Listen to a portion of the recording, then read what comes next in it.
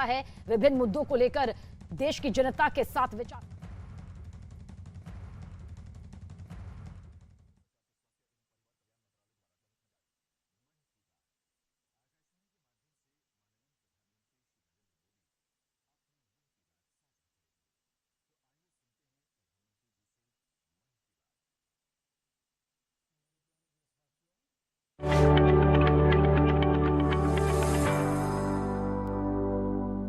मेरे प्यारे देशवासियों, नमस्कार। मन की बात में फिर एक बार आप सबका स्वागत है। आज मन की बात की शुरुआत हम भारत की सफलता के जिक्र के साथ करेंगे। इस महीने की शुरुआत में भारत इटली से अपने एक बहुमूल्य धरोहर को लाने में सफल हुआ है। ये धरोहर है अवलोकितेश्वर पद्मपाणि की 1000 साल से भी ज्यादा पुरानी प्रतिमा। ये मूर्ति कुछ वर्ष पहले बिहार में गया जी के एक देवी स्थान कुंडलपुर मंदिर से चोरी हो गई थी, लेकिन अनेक प्रयासों के बाद अब भारत को ये प्रतिमा वापस मिल गई है। ऐसे ही कुछ वर्ष पहले तमिलनाडु के वेल्लूर से भगवान आंजनेयर हनुमान जी की प्रतिमा चोरी हो गई थी। हनुमान जी की ये मूर्ति भी 600-700 साल पुरानी थी। इस महीने की शुरुआत में ऑस्ट्रेलिया में हमें ये प्राप्त हुई, हमारे मिशन को मिल चुकी है। साथियों, हजारों वर्षों के हमारे इतिहास में देश के कोने कोने में एक से बढ़कर एक मूर्तियां हमेशा बनती रही। उसमें श्रद्धा भी थी, सामर्थ्य भी था, कौशल्य भी था और विविधताओं से भरा हुआ था। और हमारी हर मूर्तियों के इतिहास में तत्कालीन समय का प्रभाव भी नजर आता है। ये भारत की मूर्तिकला का नायाब उदाहरण तो थी ही, इनसे हमारी आस्था भी जुड़ी हुई थी। लेकिन अतीत में बहुत सारी मूर्तियां चोरी होकर भारत से बाहर जाती रही, कभी इस देश में तो कभी उस देश में ये मूर्तियां बेची जाती रही। और उनके लिए तो सिर्फ कलाकृति थी, न उनको उसके इतिहास से लेना देना था, श्रद्धा से लेना देना था। इन मूर्तियों को वापस लाना भारत माँ के प्रति हमारा दायित्व है। इन मूर्तियों में भारत की आत्मा का, आस्था का अंश है। इनका एक सांस्कृतिक ऐतिहासिक महत्व भी है। इस दायित्व को समझते हुए भारत ने अपने प्रयास बढ़ाए और इसका कारण यह भी हुआ कि चोरी करने की जो प्रवृत्ति थी उसमें भी एक भय पैदा हुआ।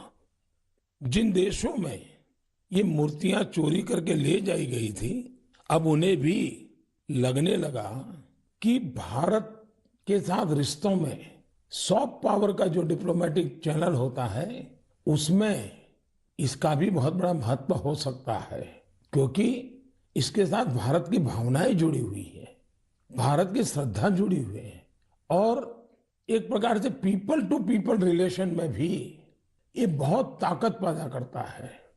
अभी आपने कुछ दिन पहले देखा होगा, काशी से चोरी हुई मां अन्नपूर्णा देवी की प्रतिमा भी वापस लाई गई थी। ये भारत के प्रति बदल रहे वैश्विक नजरिए का ही उदाहरण है। साल 2013 तक करीब करीब 13 प्रतिमाएं भारत आई थी, लेकिन पिछले 7 साल में 200 से ज्यादा बहुमूल्य प्रतिमाओं को भारत सफलता के साथ वापस ला चुका है। America, Britain, Holland, France, Canada, Germany, Singapore ऐसे कितने ही देशों ने भारत की इस भावना को समझा है और मूर्तियां वापस लाने में हमारी मदद की है। मैं पिछले साल सितंबर में जब अमेरिका गया था तो वहां मुझे काफी पुरानी पुरानी कई सारी प्रतिमाएं और सांस्कृतिक महत्व की अनेक चीजें प्राप्त हुई। देश की जब कोई बहुमूल्य धरोहर वापस मिलती है तो स्वाभाविक है इतिहास में श्रद्धा रखने वाले, आर्कियोलॉजी में श्रद्धा रखने वाले, आस्था और संस्कृति के साथ जुड़े हुए लोग और एक हिंदुस्तानी के नाते हम सबको संतोष मिलना बहुत स्वाभाविक है। साथियों, भारतीय संस्कृति और अपनी धरोहर की बात करते हुए मैं आज आपको मन की बात में दो लोगों से मिलवाना चाहता हूं। इन दिनों फेसबुक, ट्विटर और इंस्टाग्राम पर तंजानिया की दो भाई बहन किली पॉल और उनकी बहन नीमा ये बहुत चर्चा में है और मुझे पक्का भरोसा है आपने भी उनके बारे में जरूर सुना होगा। उनके अंदर भारतीय संगीत को लेकर एक जुनून है, एक दीवानगी है और इसी वजह से वे काफी लोकप्रिय भी हैं। लिप सिंक के उनके तरीके से पता चलता है कि इसके लिए वे कितनी ज्यादा मेहनत करते हैं। हाल ही में गणतंत्र दिवस के अवसर पर हमारा राष्ट्रगान जन गण मन गाते हुए उनका वीडियो खूब वायरल हुआ था। कुछ दिन पहले उन्होंने लता दीदी का एक गाना गाकर उनको भी भावपूर्ण श्रद्धांजलि भी दी थी। मैं इस अद्भुत क्रिएटिविटी के लिए इन दोनों भाई बहन किली और नीमा उनकी बहुत सराहना करता हूं। कुछ दिन पहले तंजानिया में भारतीय दूतावास में इन्हें सम्मानित भी किया गया है। भारतीय संगीत का जादू ही कुछ ऐसा है जो सबको मोह लेता है। मुझे याद है कुछ वर्ष पहले दुनिया के 150 से ज्यादा देशों के गायकों संगीतकारों ने अपने अपने देश में अपनी अपनी वेशभूषा में पूज्य बापू का प्रिय, महात्मा गांधी का प्रिय भजन वैष्णव भजन गाने का सफल प्रयोग किया था। आज जब भारत अपनी आजादी के 75वां वर्ष का महत्वपूर्ण पर्व मना रहा है तो देशभक्ति के गीतों को लेकर भी ऐसे प्रयोग किए जा सकते हैं जहां विदेशी नागरिकों को, वहां के प्रसिद्ध गायकों को भारतीय देशभक्ति के गीत गाने के लिए आमंत्रित करें।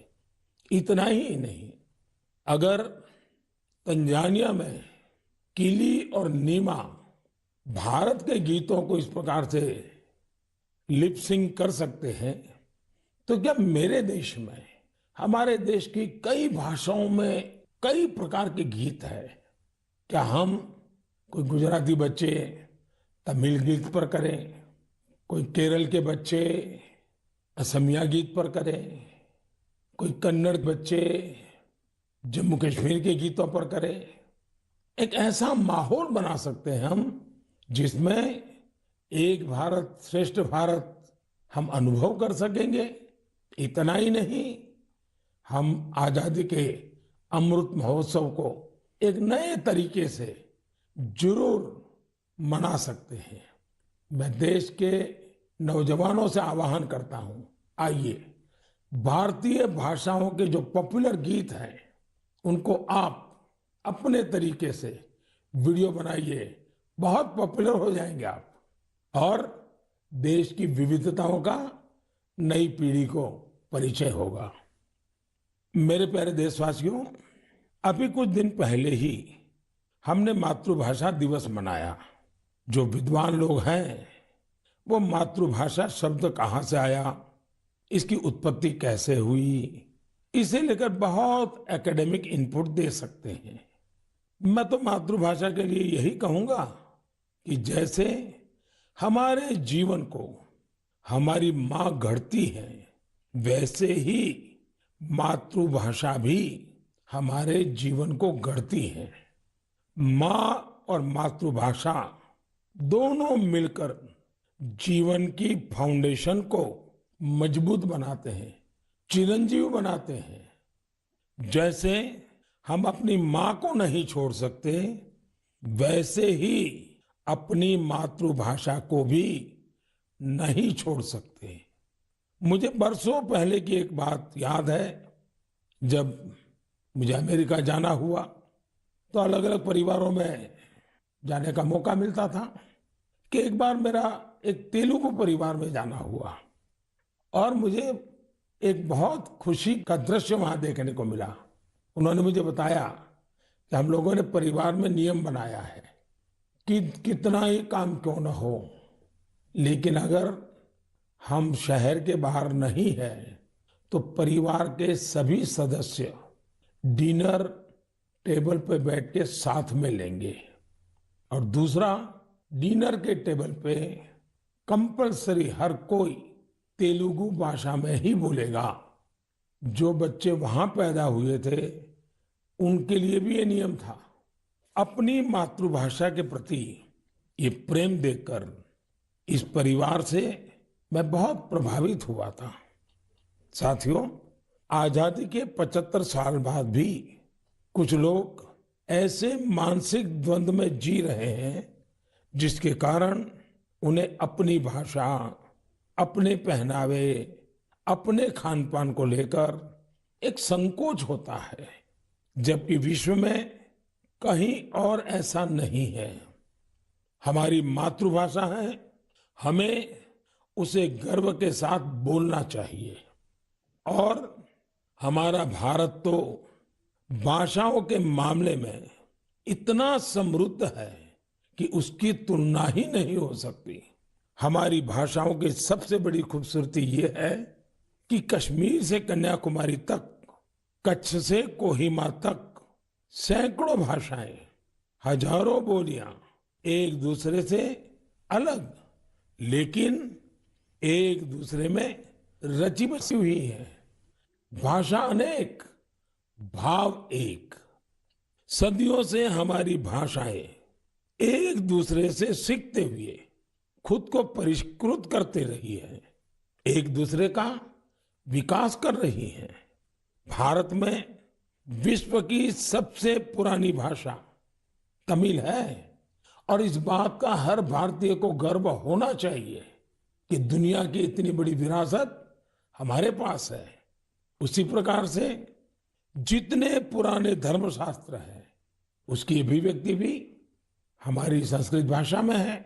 भारत के लोग करीब 121, यानी हमें गर्व होगा, 121 प्रकार की मातृभाषाओं से जुड़े हुए हैं और इनमें 14 भाषाएं तो ऐसी हैं जो 1 करोड़ से भी ज्यादा लोग रोजमर्रा की जिंदगी में बोलते हैं।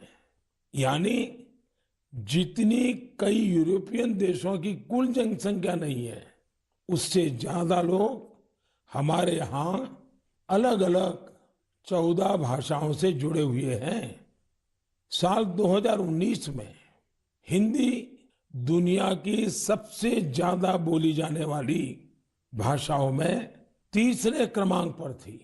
इस बात का भी हर भारतीय को गर्व होना चाहिए। भाषा केवल अभिव्यक्ति का ही माध्यम नहीं है, बल्कि भाषा समाज की संस्कृति और विरासत को भी सहेजने का काम करती है। अपनी भाषा की विरासत को सहेजने का ऐसा ही काम सूरीनाम में सुरजन परोही जी कर रहे हैं। इस महीने की 2 तारीख को वो 84 वर्ष के हुए हैं। उनके पूर्वज भी बरसों पहले हजारों श्रमिकों के साथ रोजी रोटी के लिए सूरीनाम गए थे। सुरजन परोही जी हिंदी में बहुत अच्छी कविता लिखते हैं। वहां के राष्ट्रीय कवियों में उनका नाम लिया जाता है। यानी आज भी उनके दिल में हिंदुस्तान धड़कता है। उनके कार्यों में हिंदुस्तानी मिट्टी की महक है। सूरीनाम के लोगों ने सुरजन परोही जी के नाम पर एक संग्रहालय भी बनाया है। मेरे लिए ये बहुत सुखद है कि साल 2015 में मुझे उन्हें सम्मानित करने का अवसर मिला था। साथियों, आज के दिन यानी 27 फरवरी को मराठी भाषा गौरव दिवस भी है। सर्व मराठी बंधू भगिनींना मराठी भाषा दिनाच्या हार्दिक शुभेच्छा। ये दिन मराठी कविराज विष्णु वामन शिरवाडकर जी, श्रीमान कुसुमाग्रज जी को समर्पित है। आज ही कुसुमाग्रज जी की जन्म जयंती भी है।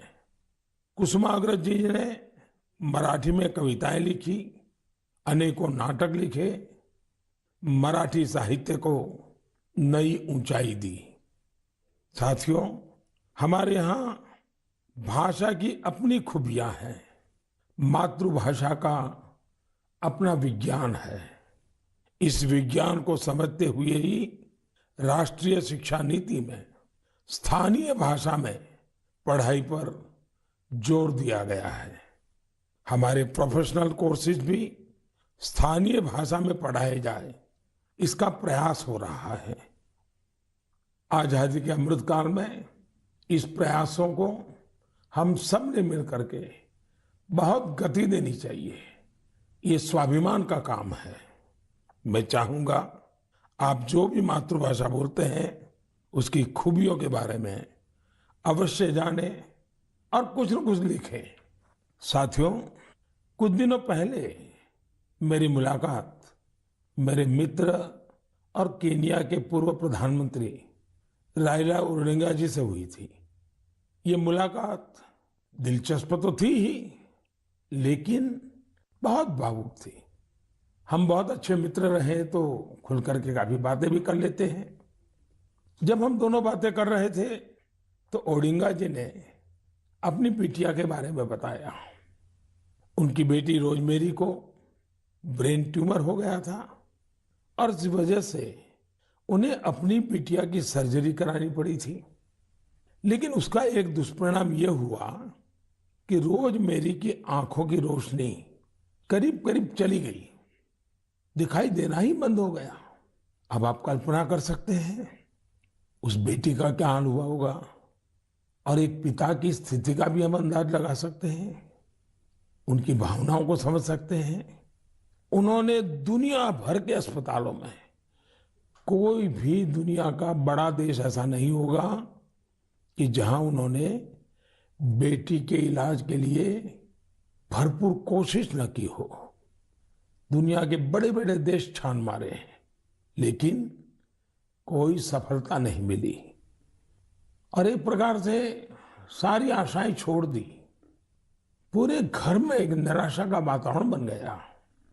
इतने में किसी ने उनको भारत में आयुर्वेद के इलाज के लिए आने के लिए सुझाव दिया।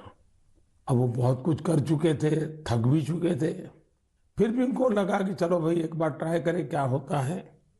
वे भारत आए, केरला के एक आयुर्वेदिक अस्पताल में अपनी बेटी का इलाज करवाना शुरू किया। काफी समय बेटी यहाँ रही। आयुर्वेद के इस इलाज का असर ये हुआ कि रोजमेरी की आंखों की रोशनी काफी हद तक वापस लौट आई। आप कल्पना कर सकते हैं कि जैसे एक नया जीवन मिल गया। और रोशनी तो रोजमेरी के जीवन में आई, लेकिन पूरे परिवार में एक नई रोशनी, नई जिंदगी आ गई। और ओडिंगा जी इतने भावुक होकर के बात मुझे बता रहे थे कि उनकी इच्छा है कि भारत के जो आयुर्वेद का ज्ञान है, विज्ञान है, वो केन्या में ले जाए। जिस प्रकार के प्लांट्स इसमें काम आते हैं, उन प्लांट की खेती करेंगे और इसका लाभ अधिक लोगों को मिले, इसके लिए वो पूरा प्रयास करेंगे।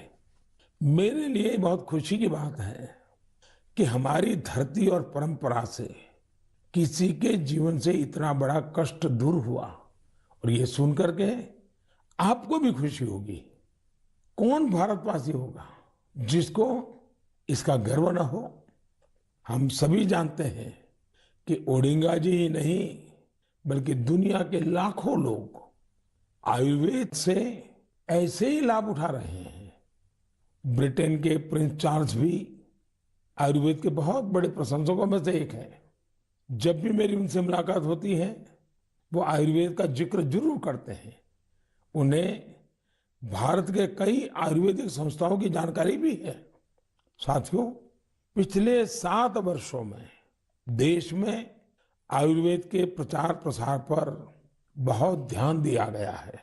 आयुष मंत्रालय के गठन से चिकित्सा और स्वास्थ्य से जुड़े हमारे पारंपरिक तरीकों को लोकप्रिय बनाने के संकल्प को और मजबूती मिली है। मुझे इस बात की बहुत खुशी है कि पिछले कुछ समय में आयुर्वेद के क्षेत्र में भी कई नए स्टार्टअप सामने आए हैं। इसी महीने की शुरुआत में आयुष स्टार्टअप चैलेंज शुरू हुआ था। इस चैलेंज का लक्ष्य इस क्षेत्र में काम करने वाले स्टार्टअप्स को आइडेंटिफाई करके उन्हें सपोर्ट करना है।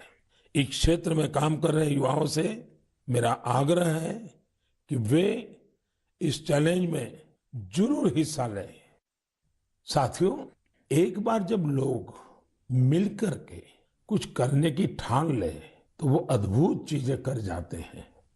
समाज में कई ऐसे बड़े बदलाव हुए हैं जिनमें जन भागीदारी, सामूहिक प्रयास इसकी बहुत बड़ी भूमिका रही है। मिशन जल थल नाम का ऐसा ही एक जन आंदोलन कश्मीर के श्रीनगर में चल रहा है। यह श्रीनगर की झीलों और तालाबों की साफ सफाई और उनकी पुरानी रौनक लौटाने का एक अनोखा प्रयास है। मिशन जल थल का फोकस कुशलसार और गिलसार पर है। जन भागीदारी के साथ साथ इसमें टेक्नोलॉजी की भी बहुत मदद ली जा रही है। कहां कहां अतिक्रमण हुआ है, कहां अवैध निर्माण हुआ है, इसका पता लगाने के लिए इस क्षेत्र का बाकायदा सर्वे कराया गया। इसके साथ ही प्लास्टिक वेस्ट को हटाने और कचरे की सफाई का अभियान भी चलाया गया। मिशन के दूसरे चरण में पुराने वाटर चैनल्स और झील को भरने वाले 19 झरनों को रिस्टोर करने का भी भरपूर प्रयास किया गया। इस रिस्टोरेशन प्रोजेक्ट के महत्व के बारे में अधिक से अधिक जागरूकता फैले, इसके लिए स्थानीय लोगों और युवाओं को वाटर एम्बेसडर्स भी बनाया गया। अब यहाँ के स्थानीय लोग गिलसार लेक में प्रवासी पक्षियों और मछलियों की संख्या बढ़ती रहे, इसके लिए भी प्रयास कर रहे हैं और उसको देखकर खुश भी होते हैं। मैं इस शानदार प्रयास के लिए श्रीनगर के लोगों को बहुत बहुत बधाई देता हूँ। साथियों, 8 साल पहले देश ने जो स्वच्छ भारत मिशन शुरू किया, समय के साथ उसका विस्तार भी बढ़ता गया, नए नए इनोवेशन भी जुड़ते गए। भारत में आप कहीं पर भी जाएंगे तो पाएंगे कि हर तरफ स्वच्छता के लिए कोई न कोई प्रयास जरूर हो रहा है। असम के कोकराझार में ऐसे ही एक प्रयास के बारे में मुझे पता चला है। यहाँ मॉर्निंग वॉकर्स के एक समूह ने स्वच्छ और हरित कोकराझार मिशन के तहत बहुत प्रशंसनीय पहल की है। इन सब ने नए फ्लाईओवर क्षेत्र में 3 किलोमीटर लंबी सड़क की सफाई कर स्वच्छता का प्रेरक संदेश दिया। इसी प्रकार विशाखापट्टनम में स्वच्छ भारत अभियान के तहत पॉलीथीन के बजाय कपड़े के थैलों को बढ़ावा दिया जा रहा है। यहाँ के लोग पर्यावरण को स्वच्छ रखने के लिए सिंगल यूज प्लास्टिक उत्पादों के खिलाफ अभियान भी चला रहे हैं। इसके साथ ही साथ ये लोग घर पर ही कचरे को अलग करने के लिए जागरूकता भी फैला रहे हैं। मुंबई के सोमिया कॉलेज के स्टूडेंट्स ने स्वच्छता के अपने अभियान में सुंदरता को भी शामिल कर लिया है। इन्होंने कल्याण रेलवे स्टेशन की दीवारों को सुंदर पेंटिंग से सजाया है। राजस्थान के सवाई माधोपुर का भी प्रेरक उदाहरण मेरी जानकारी में आया है। यहाँ के युवाओं ने रणथंभौर में मिशन बीट प्लास्टिक नाम का अभियान चला रखा है, जिसमें रणथंभौर के जंगलों से प्लास्टिक और पॉलीथीन को हटाया गया है। सबका प्रयास की यही भावना देश में जन भागीदारी को मजबूत करती है, और जब जन भागीदारी हो तो बड़े से बड़े लक्ष्य अवश्य पूरे होते हैं। मेरे प्यारे देशवासियों, आज से कुछ दिन बाद ही 8 मार्च को पूरी दुनिया में इंटरनेशनल वुमेन्स डे, अंतर्राष्ट्रीय महिला दिवस मनाया जाएगा। महिलाओं के साहस, कौशल और प्रतिभा से जुड़े कितने ही उदाहरण हम मन की बात में लगातार साझा करते रहे हैं। आज चाहे स्किल इंडिया हो, सेल्फ हेल्प ग्रुप हो या छोटे बड़े उद्योग हो, महिलाओं ने हर जगह मोर्चा संभाला हुआ है। आप किसी भी क्षेत्र में देखिए, महिलाएं पुराने मिथकों को तोड़ रही हैं।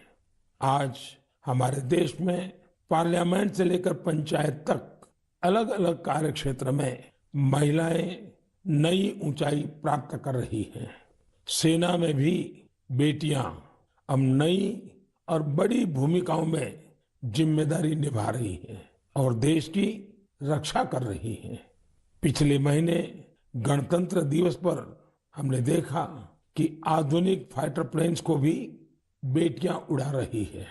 देश ने सैनिक स्कूलों में भी बेटियों के एडमिशन पर रोक हटाई और पूरे देश में बेटियां सैनिक स्कूलों में दाखिला ले रही हैं। इसी तरह अपने स्टार्टअप जगत को देखें। पिछले सालों में देश में हजारों नए स्टार्टअप शुरू हुए। इनमें से करीब आधे स्टार्टअप्स में महिलाएं निदेशक की भूमिका में है। पिछले कुछ समय में महिलाओं के लिए मातृत्व अवकाश बढ़ाने जैसे निर्णय लिए गए हैं। बेटे और बेटियों को समान अधिकार देते हुए विवाह की उम्र समान करने के लिए देश प्रयास कर रहा है। इससे हर क्षेत्र में महिलाओं की भागीदारी बढ़ रही है। आप एक और बड़ा बदलाव भी होते देख रहे होंगे। ये बदलाव है हमारे सामाजिक अभियानों की सफलता। बेटी बचाओ बेटी पढ़ाओ की सफलता को ही लीजिए। आज देश में लिंग अनुपात सुधरा है। स्कूल जाने वाली बेटियों की संख्या में भी सुधार हुआ है। इसमें हमारी भी जिम्मेदारी है कि हमारी बेटियां बीच में स्कूल न छोड़ दें। इसी तरह स्वच्छ भारत अभियान के तहत देश में महिलाओं को खुले में शौच से मुक्ति मिली है। ट्रिपल तलाक जैसी सामाजिक बुराई का अंत भी हो रहा है। जब से ट्रिपल तलाक के खिलाफ कानून आया है, देश में 3 तलाक के मामलों में 80% की कमी आई है। ये इतने सारे बदलाव इतने कम समय में कैसे हो रहे हैं? ये परिवर्तन इसलिए आ रहा है क्योंकि हमारे देश में परिवर्तन और प्रगतिशील प्रयासों का नेतृत्व अब खुद महिलाएं कर रही हैं। मेरे प्यारे देशवासियों, कल 28 फरवरी को नेशनल साइंस डे है। ये दिन रमन इफेक्ट की खोज के लिए भी जाना जाता है। मैं सीवी रमन जी के साथ उन सभी वैज्ञानिकों को आदरपूर्वक श्रद्धांजलि देता हूं जिन्होंने हमारी साइंटिफिक जर्नी को समृद्ध बनाने में अपना महत्वपूर्ण योगदान दिया है। साथियों, हमारे जीवन में सुगमता और सरलता में टेक्नोलॉजी ने काफी जगह बना ली है। कौन सी टेक्नोलॉजी अच्छी है, किस टेक्नोलॉजी का बेहतर इस्तेमाल क्या है, इन सभी विषयों से हम भली भांति परिचित होते ही हैं। लेकिन ये भी सही है कि अपने परिवार के बच्चों को उस टेक्नोलॉजी का आधार क्या है, उसके पीछे की साइंस क्या है, इस तरफ हमारा ध्यान जाता ही नहीं है। इस साइंस डे पर मेरा सभी परिवारों से आग्रह है कि वो अपने बच्चों में साइंटिफिक टेम्परामेंट विकसित करने के लिए जरूर छोटे छोटे प्रयासों से शुरू कर सकते हैं। अब जैसे दिखता नहीं है, चश्मा लगाने के बाद साफ दिखने लगता है, तो बच्चों को आसानी से समझाया सकता है कि इसके पीछे विज्ञान क्या है। सिर्फ चश्मे देखें, आनंद करें, इतना नहीं। अभी आराम से आप एक छोटे से कागज पर उसे बता सकते हैं। अब वो मोबाइल फोन उपयोग करता है, कैलकुलेटर कैसे काम करता है, रिमोट कंट्रोल कैसे काम करता है, सेंसर क्या होते हैं, ये साइंटिफिक बातें इसके साथ साथ घर में चर्चा में होती है क्या? हो सकती है। बड़े आराम से इन चीजों को घर की रोजमर्रा की जिंदगी के पीछे क्या साइंस की वो कौन सी बात है जो ये कर रही है, इसको समझा सकते हैं। उसी प्रकार से क्या कभी हमने बच्चों को लेकर के कभी आसमान में एक साथ देखा है क्या? रात में तारों के बारे में जरूर बातें हुई हो, विभिन्न तरह के कॉन्स्टेलेशंस दिखाई देते हैं, उनके बारे में बताएं। ऐसा करके आप बच्चों में फिजिक्स और एस्ट्रोनॉमी के प्रति नया रुझान पैदा कर सकते हैं। आजकल तो बहुत सारी ऐप्स भी हैं जिससे आप तारों और ग्रहों को लोकेट कर सकते हैं, या जो तारा आसमान में दिख रहा है उसको पहचान सकते हैं, उसके बारे में जान भी सकते हैं। मैं अपने स्टार्टअप को भी कहूंगा कि आप अपने कौशल और साइंटिफिक कैरेक्टर का इस्तेमाल राष्ट्र निर्माण से जुड़े कार्यों में भी करें। ये देश के प्रति हमारी कलेक्टिव साइंटिफिक रिस्पॉन्सिबिलिटी भी है। जैसे आजकल मैं देख रहा हूं कि हमारे स्टार्टअप वर्चुअल रियलिटी की दुनिया में बहुत अच्छा काम कर रहे हैं। वर्चुअल क्लासेस के इस दौर में ऐसे ही एक वर्चुअल लैब बच्चों को ध्यान में रखते हुए बनाई जा सकती है। हम वर्चुअल रियलिटी के द्वारा बच्चों को घर में बैठे केमिस्ट्री की लैब का अनुभव भी करा सकते हैं। अपने शिक्षकों और अभिभावकों से मेरा आग्रह है कि आप सभी विद्यार्थियों एवं बच्चों को सवाल पूछने के लिए प्रोत्साहित करें और उनके साथ मिलजुल कर सवालों का सही जवाब तलाशें। आज मैं कोरोना के खिलाफ लड़ाई में भारतीय वैज्ञानिकों की भूमिका की भी सराहना करना चाहूंगा। उनके कड़े परिश्रम की वजह से he made in India vaccine का निर्माण संभव हो पाया, जिससे पूरी दुनिया को बहुत बड़ी मदद मिली है। साइंस का मानवता के लिए यही तो उपहार है। मेरे प्यारे देशवासियों, इस बार भी हमने अनेक विषयों पर चर्चा की। आने वाले मार्च के महीने में अनेक पर्व त्योहार आ रहे हैं। शिवरात्रि है और कुछ दिन बाद आप सब होली की तैयारी में जुट जाएंगे। होली हमें एक सूत्र में पिरोने वाला त्योहार है। इसमें अपने पराये, द्वेष विद्वेष, छोटे बड़े सारे भेद मिट जाते हैं। इसलिए कहते हैं, होली के रंगों से भी ज्यादा गाढ़ा रंग होली के प्रेम और सौहार्द का होता है।